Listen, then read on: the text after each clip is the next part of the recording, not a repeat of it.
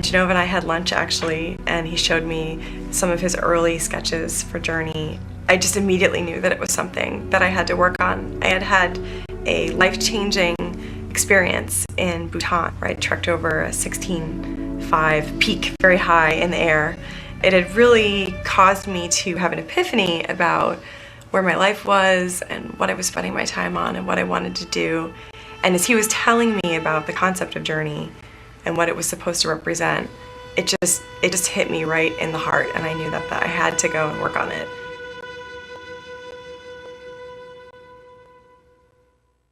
Along the way, you can encounter another robed figure like yourself, and that is another player somewhere in the world who's also on their own journey. There's no PlayStation Network ID, there's no in-game messaging system or chat system. It's really about having an experience in which you're in this strange world and you encounter a total stranger. This is our first online game, and so it was a totally new field for us. As we do with every single technical consideration at that game company, we really try and evaluate what are we going to be capable of with the people that we have here and the goals that we have with this project. One of the metaphors we use for Journey, especially in the online experience, is that it's kind of like hiking. As opposed to sort of walking around in your day-to-day life or like around a city, we often pass one another without really noticing. When we're hiking, there always seems to be this sort of acknowledgement to someone else that you meet along the trail. You know, you're surrounded by nature and you're not really seeing anyone else, hopefully if it's a really good hike. But you also know that you're both kind of sharing the same experience, and that it's almost like a kind of secret that you have with one another, and that's a bond. And we took a lot of inspiration from that experience of hiking and in our consideration of the design of the online experience.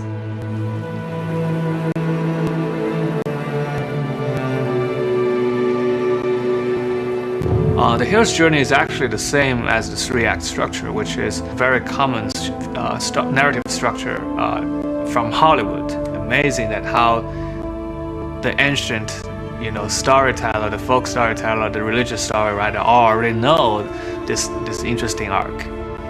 The story of Journey is still told without words because we wanted to leave it a bit open to interpretation so that you can draw your own inspiration from it or your own understanding of it based on where you're coming from. Well, part of the reason our game doesn't have any language is because I'm not an English speaker.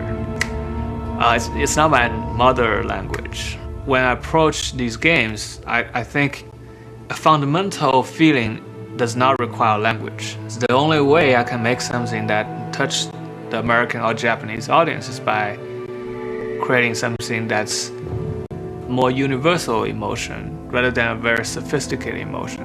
But because I'm trying to hit from a universal level, it is a lot harder. Instead I actually just give up on language, which helps us to localize.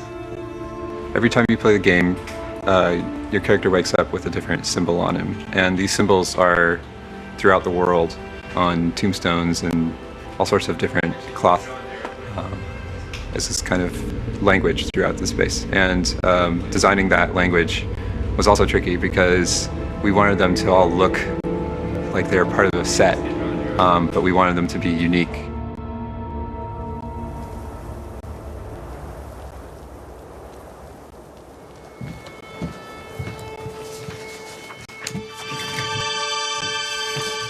Great. За кого даваш? Okay. Boban, we are connected? Yes. Okay, we are connected, we can go. Сака Марко еднаш или два пати. Studio? Austin Wintory, The Journey, Session 1. Let's go.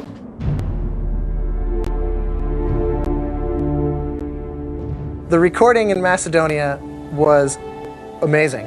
It was actually cooler than it was even supposed to be, and it's already cool. Remote recording is one of those very 21st century things. The fact that you can kind of record anywhere in the world from anywhere in the world now is without sacrificing quality or anything like that, is astounding.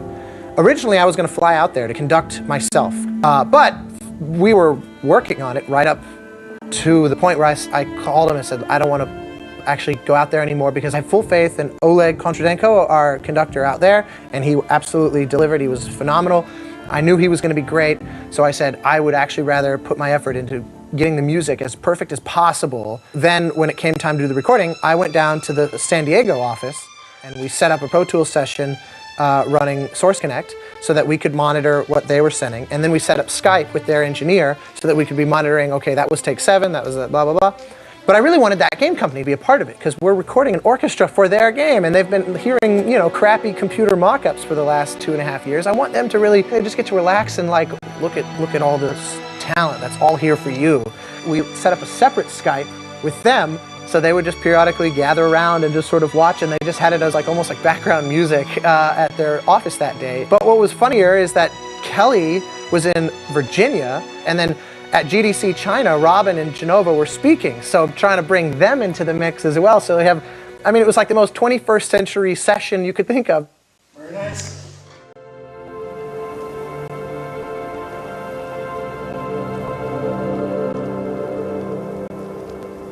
I also wanted to create the entire life cycle as you play through the game.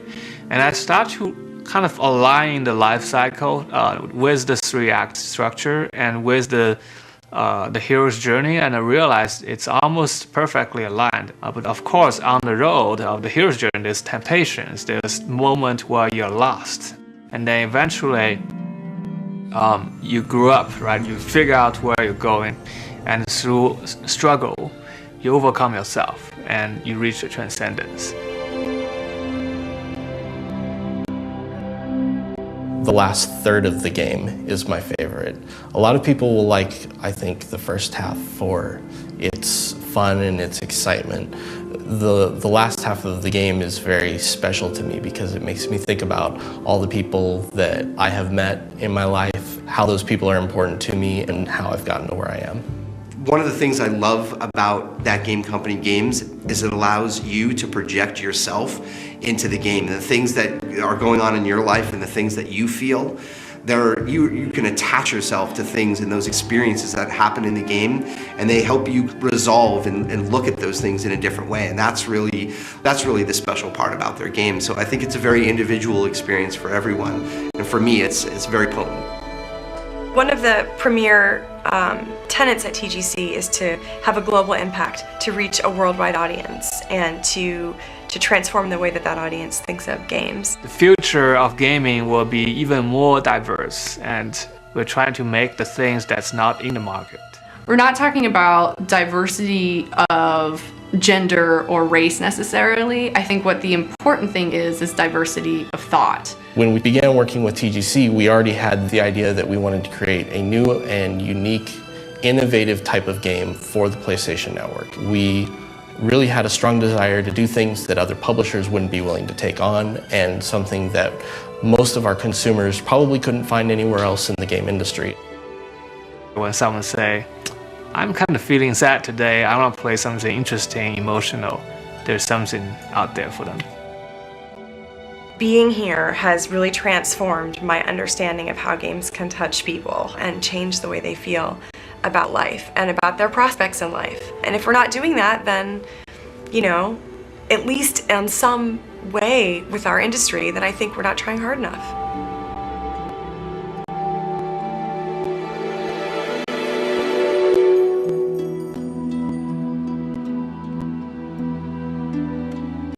I've been thinking a lot about how to describe Journey. Ignore everything I've said. Just go there, be yourself, and walk through the journey yourself. The message gets through the best when you are experiencing it. And I hope that you can find something meaningful for you in the game.